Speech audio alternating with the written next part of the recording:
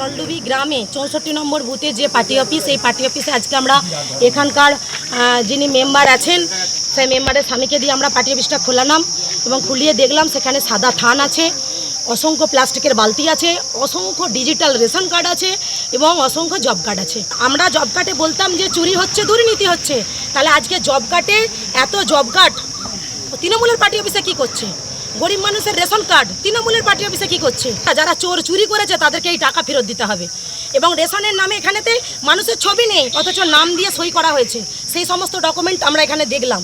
তাহলে সেই সমস্ত টাকা যা ঘাবলা হয়েছে সমস্ত টাকা ফেরত দিতে হবে।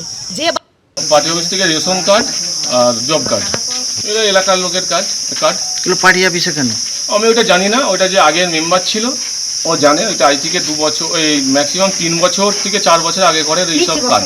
তৃণমূল কংগ্রেসের পার্টি অফিস তো নয়, যেন প্যান্ডোরার বাক্স। একেবারে এই শহরে পঞ্চশাহরি হোক কিংবা হুগলির গোঘাট, ছবিটা কিন্তু একই রকম। তৃণমূল কংগ্রেসের পার্টি অফিসের দরজা খুলছে আর যেখানে দেখা যাচ্ছে আধার কার্ড থেকে শুরু করে ভোটার কার্ড থেকে অরিজিনাল জব কার্ড পর্যন্ত স্তূপাকৃতি অবস্থায় রয়েছে হুগলির গোঘাটে। ছবি একবার দেখুন। একই সঙ্গে এখানেও একইভাবে পঞ্চশাহরের মতোই জমি বাড়ি হস্তান্তর, মিউটেশন, অরিজিনাল কাগজপত্র স্তূপাকৃতি হয়ে জমিয়ে রাখা রয়েছে।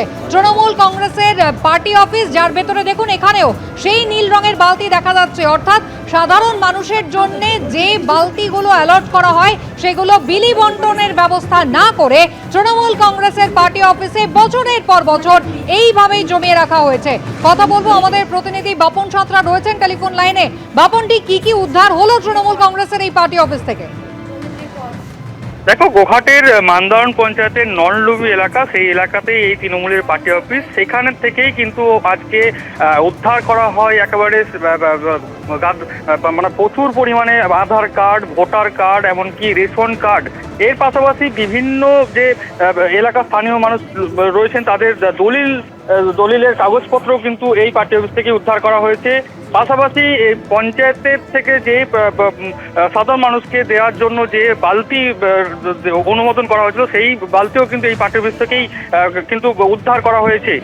বিজেপির পক্ষ থেকে যেটা অভিযোগ, এই পার্টি অফিস থেকে কিন্তু বিভিন্নভাবে অসামাজিক কাজকর্ম করা হতো এবং বিভিন্ন মানুষকে হয়রানি করা হতো এবং এলাকা যারা সাধারণ মানুষ তাদেরকে এইখানেতে পার্টি অফিসে নিয়ে এসে সালিসি সভা করা হতো।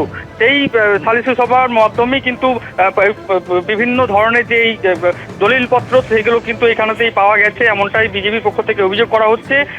পুলিশ ঘটনার খবর পেয়ে পুলিশ যায়, পুলিশ গিয়ে এই সমস্ত নথিপত্র উদ্ধার করে, পাশাপাশি তদন্ত শুরু করেছে। যদিও এই ঘটনায় তৃণমূলের স্থানীয় নেতা বিশ্বজিৎ ঘোষ তিনি জানিয়েছেন যে এই বিষয়টি তারা জানেন না কিভাবে এলো। তবে বিজেপির পক্ষ থেকে কিন্তু বলা হচ্ছে যে তৃণমূলের লোকজনই কিন্তু অসামাজিক কাজে এইখানেতেই ব্যবহার করতো, সেই জন্যই এই সমস্ত আধার কার্ড, ভোটার কার্ড এবং জব কার্ড এই সমস্ত কাগজ কিন্তু উদ্ধার করা হয়েছে।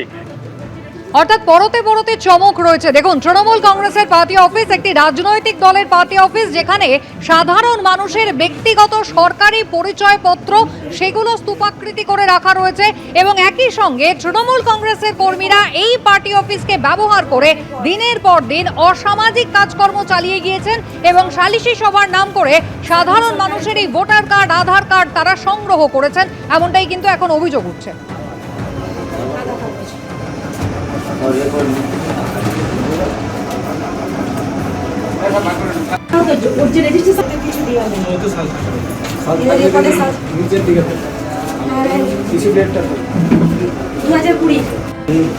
এবিপি আনন্দ, এগিয়ে থাকে, এগিয়ে রাখে।